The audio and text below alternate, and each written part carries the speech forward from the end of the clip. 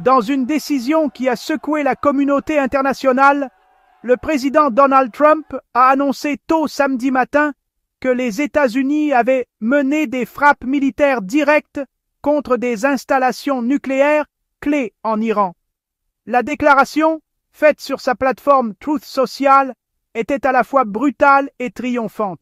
Il a déclaré « Nous avons terminé notre attaque très réussie sur les 3 sites nucléaires en Iran », ajoutant que Israël est beaucoup plus en sécurité maintenant. Cette déclaration a confirmé qu'après des jours de conflits croissants entre Israël et l'Iran, les États-Unis étaient officiellement entrés dans la mêlée, transformant une guerre de l'ombre régionale en une confrontation directe impliquant une superpuissance mondiale.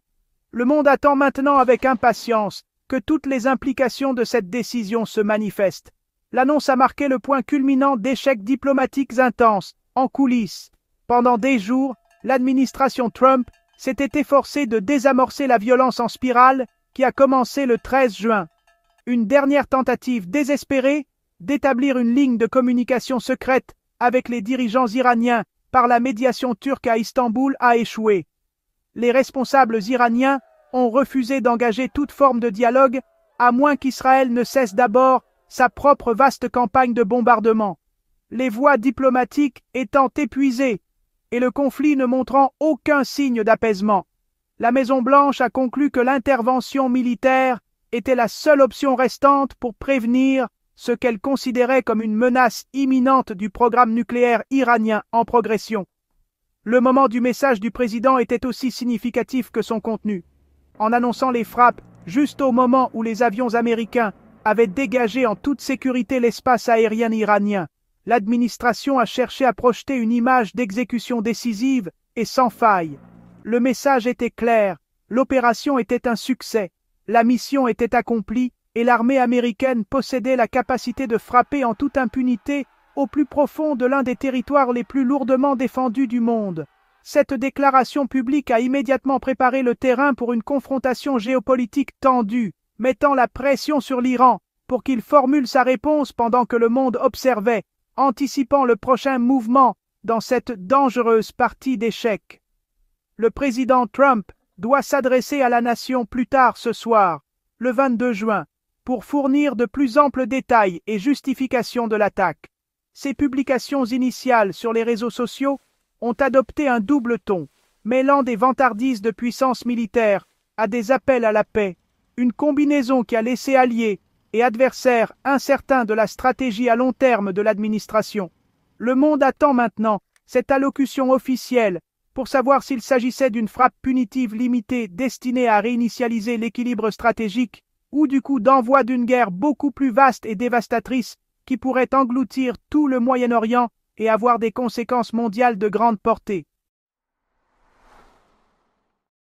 L'opération américaine, qui s'est déroulée aux premières heures de l'aube au-dessus de l'Iran, a été une entreprise militaire hautement coordonnée et technologiquement avancée. Les cibles principales étaient 3 nœuds critiques de l'infrastructure nucléaire iranienne, les installations d'enrichissement d'uranium de Fordo et Natanz et une usine de production de centrifugeuses près d'Ispahan. L'attaque aurait été menée par une force formidable de bombardiers furtifs B-2 américains, qui sont pratiquement invisibles au système radar conventionnel. Ces bombardiers à long rayon d'action étaient escortés par un écran protecteur d'avions de chasse avancés, notamment des F-22 Raptors, des F-16 et des F-35, assurant leur passage en toute sécurité à travers l'espace aérien hostile pour livrer leurs charges utiles dévastatrices avec précision.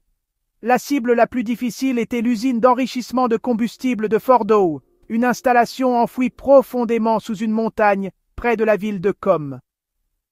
Pour neutraliser ce site lourdement fortifié, les bombardiers B-2 étaient équipés de bombes anti-bunker de 30 000 livres, officiellement connues sous le nom de Massive Ordnance Penetrators. Ces munitions spécialisées sont conçues spécifiquement pour percer des couches de roches et de béton armé, afin de détruire des cibles profondément enfouies. L'affirmation du président Trump selon laquelle une pleine charge de bombes a été larguée sur le site principal, Fordo, suggère que les États-Unis étaient déterminés à s'assurer que l'installation était rendue complètement inopérante, éliminant ainsi ce que les responsables du renseignement considéraient comme l'actif nucléaire le plus protégé de l'Iran. Les deux autres sites, bien que moins fortifiés que Fordow, étaient tout aussi cruciaux pour les ambitions nucléaires de l'Iran.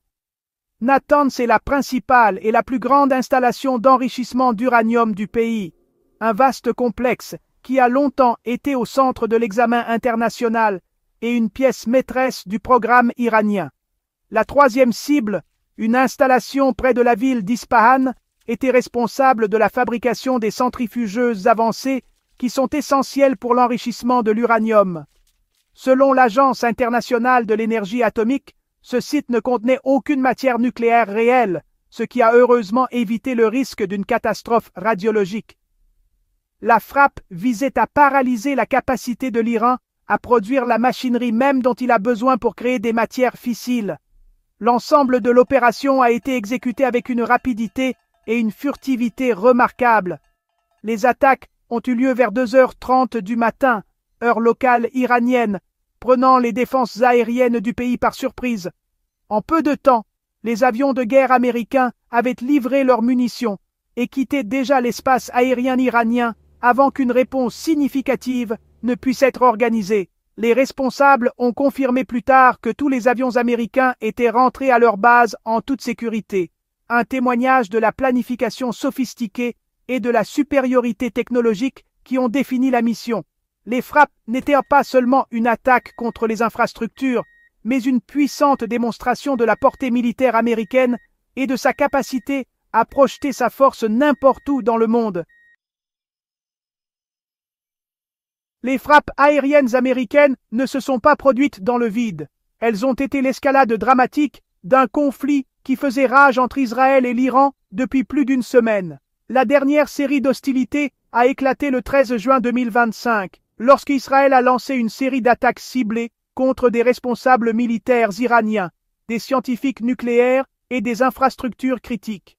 Cette campagne agressive visait à dégrader les capacités militaires de l'Iran et, plus important encore, à freiner son programme nucléaire, que les dirigeants israéliens considèrent depuis longtemps comme une menace existentielle. Cette action israélienne directe a marqué un départ significatif de la guerre de l'ombre typique des opérations secrètes, transformant l'animosité latente en une guerre ouverte. Au cours des 9 jours qui ont suivi l'offensive initiale d'Israël, la région a sombré dans un maelstrom de violence. L'Iran et ses forces par procuration ont riposté, avec une force sans précédent, lançant plus de 450 missiles et 400 drones vers le territoire israélien. Ces barrages ont réussi à submerger certaines des formidables défenses aériennes d'Israël, entraînant des conséquences tragiques. 24 personnes ont été tuées et près de 1300 ont été blessées. De son côté, Israël a poursuivi sa campagne aérienne implacable, menant plus de 1000 sorties de frappe.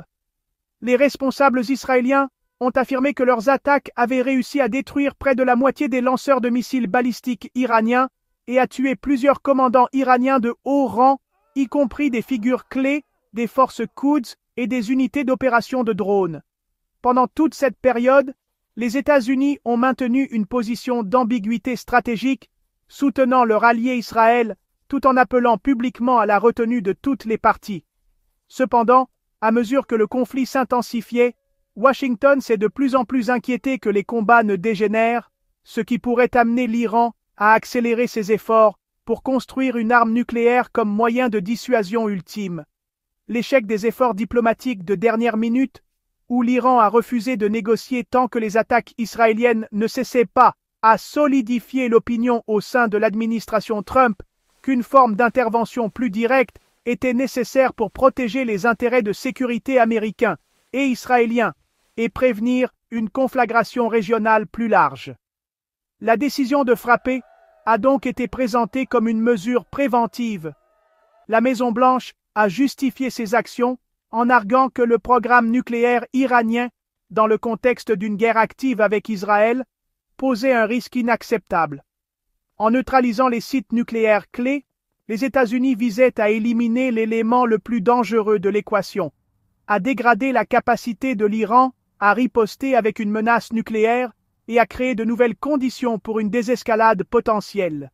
L'intervention a fondamentalement modifié le conflit, déplaçant l'attention d'une guerre bilatérale entre Israël et l'Iran vers une confrontation beaucoup plus vaste qui implique désormais directement les États-Unis et leur immense puissance militaire.